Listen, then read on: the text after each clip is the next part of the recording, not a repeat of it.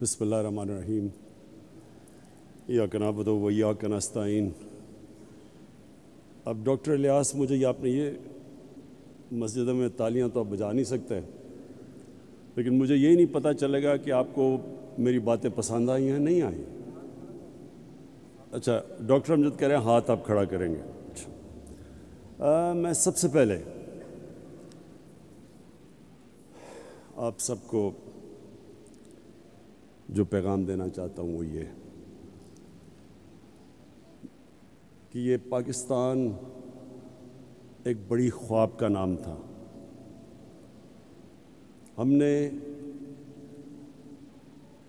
ایک مثالی اسلامی فلاحی ریاست بننا تھا، اور جو فلاحی ریاست کس کے طرز پہ بننا تھا؟ جو سب سے پہلے ہمارے نبی صلی اللہ علیہ وسلم نے مدینہ میں ایک ریاست قائم کی تھی، ان اصولوں پہ ہم نے پاکستان کو کھڑا کرنا تھا۔ مجھے افسوس سے کہنا پڑتا ہے کہ وہ جو ہمارا قبلہ ہونا چاہیے تھا 1947 میں، ہم اس راستے پہ نہیں چلے۔ اور میرا یہ ایمان ہے کہ اگر آج پاکستان کو وہ عزت نہیں ملی دنیا میں، اگر پاکستان کا وہ مقام دنیا میں نہیں ہوا جو ہونا چاہیے تھا، اس کی وجہ یہ تھی کہ جس نظریے کے تحت پاکستان بنا تھا اس نظریے پہ ہم نہیں چلے۔ جو قوم اپنے نظریے سے ہٹتی ہے وہ کبھی کامیاب نہیں ہوتی۔ جو انسان اپنے نظریے سے ہٹتا ہے وہ بھٹک جاتا ہے، اور ہمارا نظریہ مدینہ کی ریاست کا نظریہ تھا۔ اس میں دو سب سے اہم چیزیں تھیں،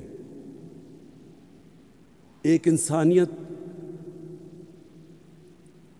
فلاحی ریاست جدھر ریاست نے اپنے کمزور طبقے کی ذمہ داری لینی تھی، جس کو انگریزی میں ویلفیئر اسٹیٹ کہتے ہیں، اور دوسرا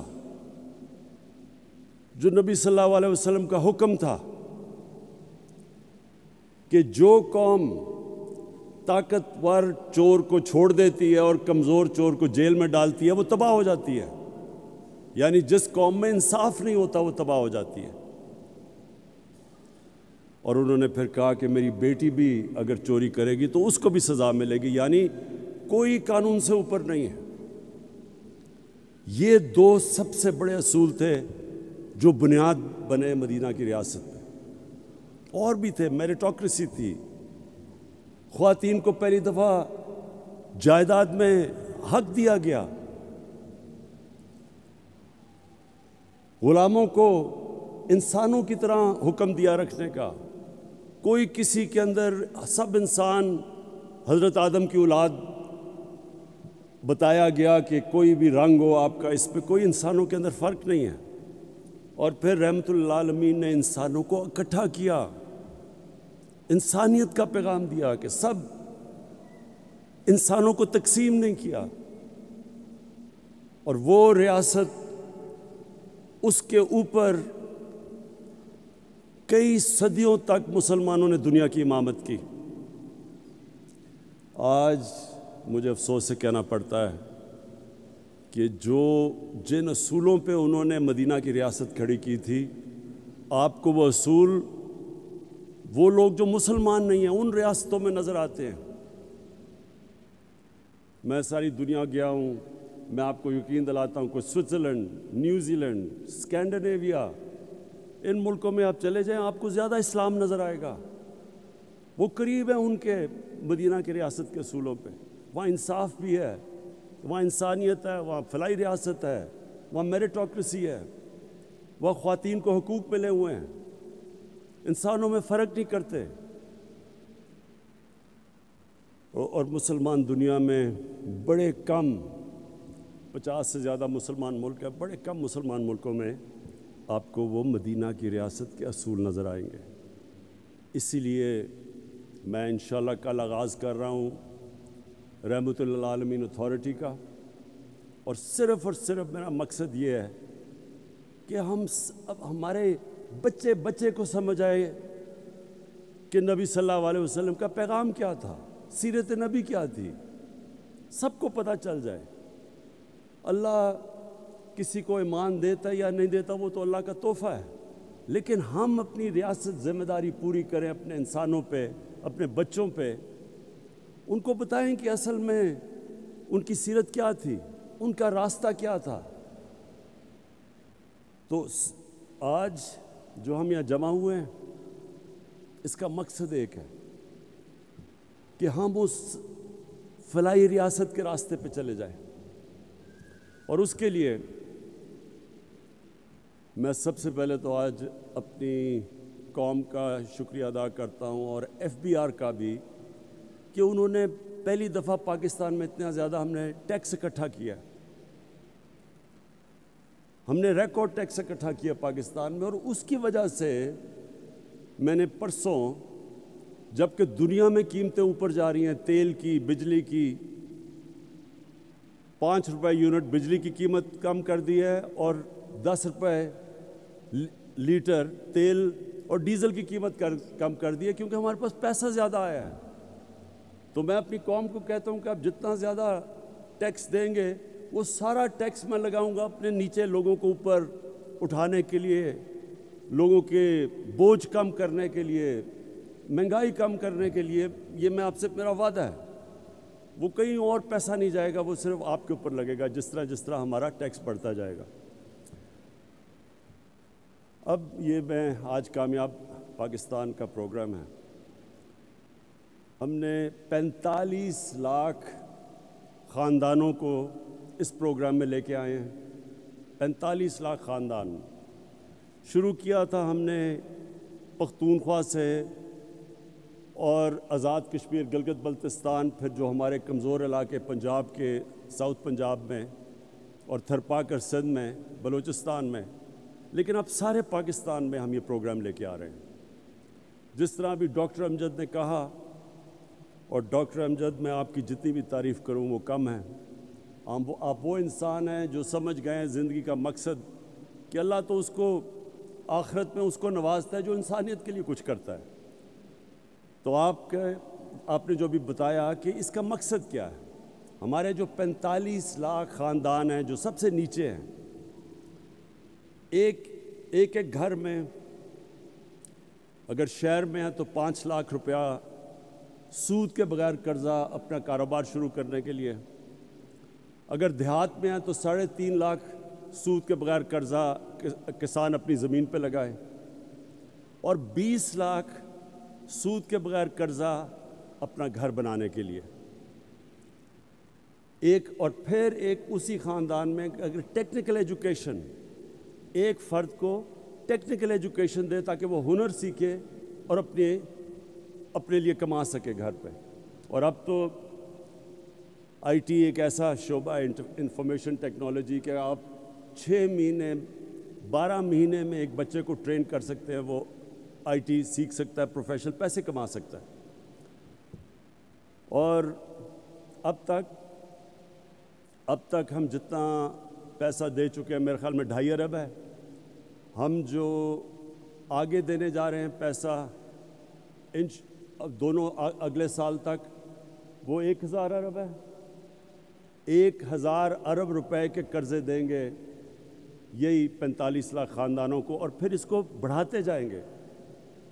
مقصد یہ ہے کہ لوگ خود اپنے پیر پہ کھڑے ہوں، ہنر سیکھیں، کاروبار کریں۔ حکومت کے پاس تو کبھی بھی اتنا پیسہ نہیں آئے گا کہ نوکریاں سب کو دے دے۔ 22 کروڑ عوام ہے، حکومت کے پاس تو اتنے وسائل نہیں ہوں گے، تو لوگوں کو مدد کر رہے ہیں کہ وہ اپنے پیر پہ کھڑے ہو سکیں، اپنا کاروبار، ہنر سیکھ سکیں، اور کسانوں کے لیے خاص طور پہ کہ سود کے بغیر قرضے ملیں تاکہ وہ اپنی زمین کے اوپر لگا سکیں اور اپنی آمدن بڑھا سکیں۔ اور پھر سب سے بڑی بات، گھر، یہ ایک انسان کی سب سے بڑی خواہش ہوتی ہے کہ میرے اپنی چھت ہو، لیکن ہمارے ملک میں اتنا مہنگا ہے گھر بنانا، اور بینک ابھی تک قرضے ہی نہیں دیتے تھے چھوٹے لوگوں کو، تنخواہ دار طبقہ، ان کے پاس کبھی بھی ان کو قرضے نہیں دیتے تھے، پیسے والوں کو قرضے دیتے تھے۔ تو اس کا ہوا کیا کہ صرف پیسے والے لوگ گھر بنا سکتے ہیں، اور ہمارے یہاں کچی آبادیاں یہ بڑھتی جا رہی ہیں۔ کراچی میں تقریباً 40% کراچی کچی آبادیاں ہو گیا ہے، ہر شہر میں بڑھتی جا رہی ہیں۔ لاہور میں کچی آبادیاں، کیونکہ لوگوں کے پاس پیسہ نہیں ہے اپنا گھر بنانے کے لیے۔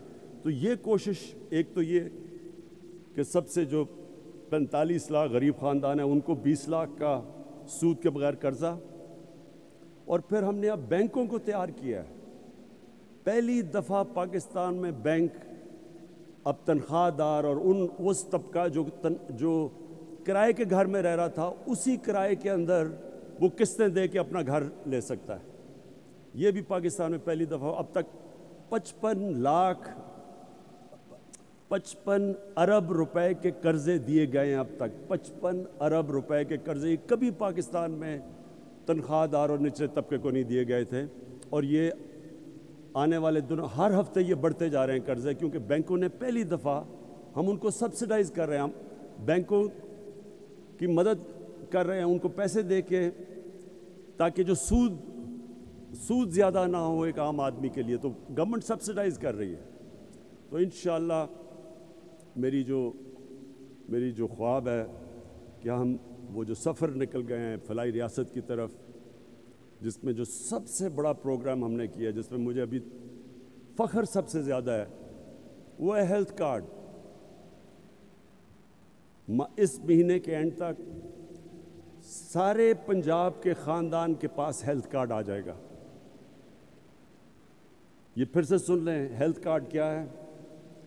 10 لاکھ روپے کی ہیلتھ انشورنس ہر پنجاب، پختونخوا، آزاد کشمیر، گلگت بلتستان، بلوچستان، ہر خاندان کے پاس 10 لاکھ روپے کا ہیلتھ انشورنس ہوگی۔ یہ نہیں گورنمنٹ ہاسپٹل، کسی بھی اچھے سے اچھے ہسپتال میں جا کے وہ 10 لاکھ روپے تک اپنا علاج کروا سکیں گے۔ اب تک عام لوگ صرف گورنمنٹ کے ہسپتالوں میں جا کے اپنا علاج کرواتے تھے، اور گورنمنٹ کے ہسپتال اگر آپ باہر چلے جائیں بڑے شہروں سے، تو وہاں بڑا مشکل، کئی دفعہ ڈاکٹر نہیں ہوتے، نرسیں نہیں ہوتی، ایکوپمنٹ نہیں ہوتی، تو وہ بیچارے رلتے رلتے شہروں میں آتے ہیں۔ شہروں میں ہسپتال بھرے ہوئے ہوتے ہیں، 2-2 3-3 لوگ بستر پہ ہوتے ہیں۔ تو یہ جو ہیلتھ کارڈ سے اب کیا ہوگا؟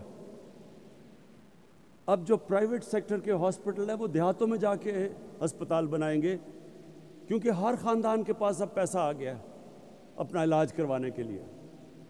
اور اس سے انشاءاللہ جو میری ایک ہمیشہ میں سمجھتا تھا کہ سب سے برا اور مشکل وقت ایک خاندان پہ تب آتا ہے جب ایک گھر میں بیماری ہو، ماں باپ بیمار ہوں، بچے بیمار ہوں، اور ان کے پاس پیسہ نہ ہو علاج کروانے کا۔ اس سے زیادہ ایک گھر میں بے بسی کا عالم نہیں ہوتا۔ تو یہ مجھے جو سب سے بڑی خوشی، اگر مجھے پوچھیں کہ 3.5 سال میں آپ کو کس چیز میں سب سے زیادہ خوشی ملی ہے، وہ اس میں ملی ہے کہ انشاءاللہ اس مہینے کے اینڈ تک سارے پاکستان کے خاندانوں کے پاس 10 لاکھ روپے کا ہیلتھ انشورنس آ جائے گی، کسی بھی ہسپتال میں جا کے اپنا علاج کروا سکتے ہیں۔ میں آخر میں سارے جتنے بھی لوگوں نے مل کے یہ کامیاب پاکستان میں، جتنے بھی اداروں نے، اخوت، NRSP، سب نے جنہوں نے مل کے یہاں تک یہ ممکن کیا ہے، میں آپ سب کو خراج تحسین پیش کرتا ہوں۔ اور یہ جو ہم نے شروع کیا ہے، یہ راستہ، یہ وہ خواب ہے جو علامہ اقبال نے سوچا تھا جب انہوں نے پاکستان کا تصور کیا تھا۔ یہ اس راستے پہ انشاءاللہ ہم نکل گئے ہیں جو میں سمجھتا ہوں کہ پاکستان کی عظمت کا راستہ ہے۔ پاکستان پائندہ باد۔